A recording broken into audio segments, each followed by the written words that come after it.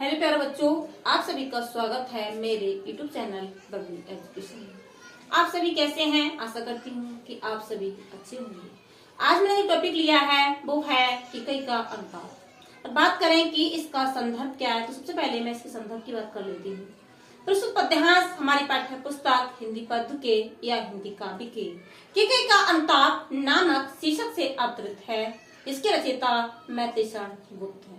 देखिए, इसमें माता के बारे में बताया गया है कि माता कैसी है। कहने को ये आज तक यही कहावत चली आई है कि पुत्र को पुत्र हो जाता है, लेकिन कभी भी माता को माता नहीं होती है। लेकिन इस पद्यांश में बिल्कुल इसके विपरीत बताया गया है।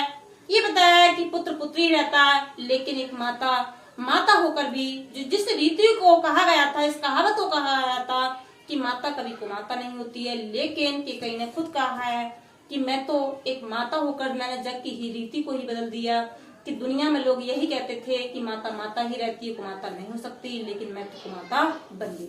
देखेंगे क्या है, कहते आते थे यही अभी नरदेही।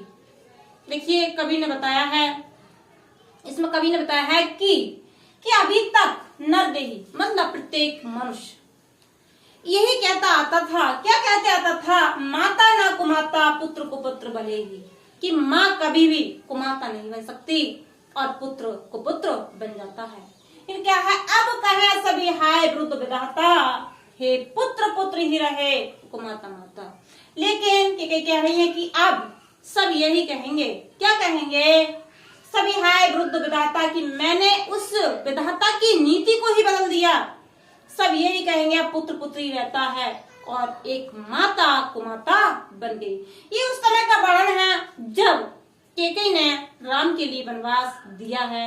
लेकिन वनवास देने के बाद केकई अपने जो वनवास दिया राम के लिए उस पर पश्चाताप कर रही हैं और अपने वचनों को इस तरह से मतलब बता रही हैं कि उन्होंने बताया है कि मैं एक माता होकर कुमाता हो गई।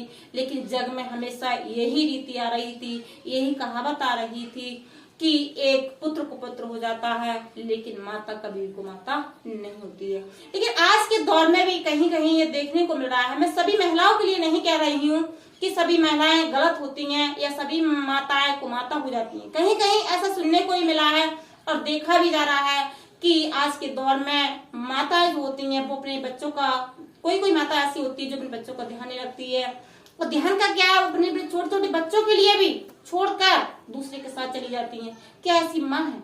इनके लिए कि माँ कहना चाहिए, वो भी एक कुमाता की श्रेणी में जा रही हैं कि जिनको जन्म दिया है उनको ही छोड़ के जा रही हैं, अपने बच्चों को ही नहीं देख रही हैं, उनकी परवरिश क्या उन्हें देख नहीं रही कि हमने बच्चे को किस हालत में छोड़ के आए हैं हमारा बच्चे को। क्योंकि जिस तरह से एक माँ अपने बच्चे का लाड़ प्यार कर सकती है, परवरिश कर सकती है, वो लाड़ प्यार वो परवरिश कोई नहीं कर सकता। चाहे माँ से अधिक कर दे एक बार के लिए, लेकिन फिर भी माँ जैसा कोई नहीं कर सकता। बच्चे के लिए हमेशा माँ की ही कमी बनी रहती है। जिन बच्चों के पास में यदि उनकी माँ नहीं है तो उन बच्चों के लिए यही लगा रहता, अगर माँ होती तो ये हो जाता, हम ये कर लेते। तो माँ के लिए ऐसा नहीं करना चाहिए।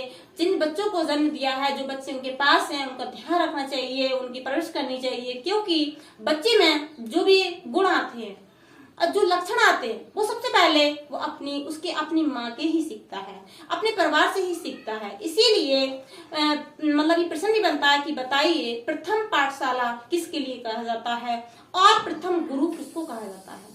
तो प्रथम पाठशाला उसके परिवार को कहा जाता है और प्रथम गुरु उसकी माँ है। यदि प्रथम गुरु उसकी माँ है, जब माँ ही उसे अच्छे लक्षण नहीं सिखाएगी, अच्छे गुण नहीं सिखाएगी, तो क्या बच्चे अच्छे बन सकते हैं? नहीं बन सकते। यदि किसी माँ बाप में भी कोई ही गलत फल है, कुछ गलत आते हैं, तो वो चाहते हैं कि हमारे बच्चे अच्छे बने, तो सबसे पहले उन माँ बाप के लिए खुद सुधरना होगा। अपने जो उनके अंदर जो गलत कर्म है उनको खुद छोड़ना होगा। क्यों छोड़ना होगा? यदि वो अपने बच्चों को अच्छा बनाना चाहते हैं। क्योंकि बच्चे भी माँ बाप की परछाई होते हैं। अगर माँ बाप अच्छे होंगे तो स्वतः ही बच्चे जरूर अच्छे बन जाएंगे। कुछ समय के लिए मान सकते हैं हम कि माहौल का असर है या बच्चा छोटा है, अनजान है, तो वो नहीं जान रहा है, लेकिन वो जैसे जैसे बड़ा होगा उसमें गुण अपने माँ बाप के भी जाते हैं।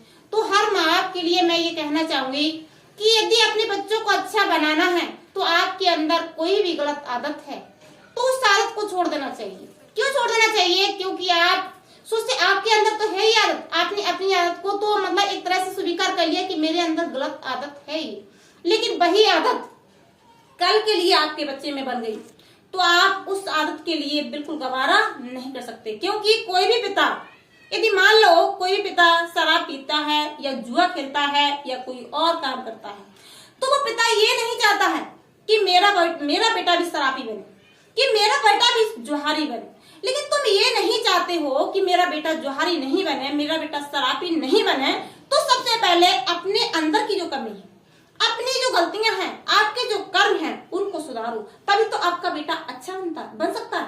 और ऐसी ही माँ भी सोचती है कि मेरी बेटी अच्छी बने, समाज में अपना नाम कमाए, अच्छे काम करे, तो उस माँ को भी पहले सुधरना होगा, तभी ही उसकी बेटियां अच्छी बन सकती हैं। कहीं कहीं ऐसा भी होता है कि माँ अच्छी होती है और बेटियां खराब हो जाती हैं। वो एक तरह से नहीं कह सकते कि माँ के ही गुण है, लेकिन फिर भी माँ आपके लिए यदि अपने बच्चों के लिए अच्छा बनाना है तो सबसे पहले उनको ही सुधरना होगा।